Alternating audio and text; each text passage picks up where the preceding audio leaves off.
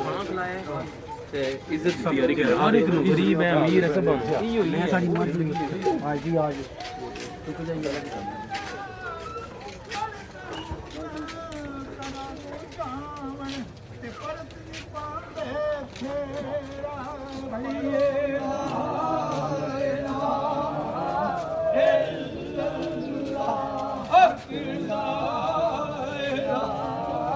मैं सुनिया पिया दे देस अंदर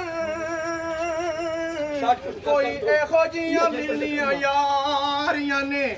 एक कोठड़ी मिलनी रहन लईए जिसदे ना कोई बूए ते ना कोई बारियां ने जेड़े आंदे सन मरांगे नाल तेरे अज ओ नवी बाजियां हारियां ने मोहम्मद ने पूछया है सारा जहान पूरा कमली वाले दियां सच्चियां यार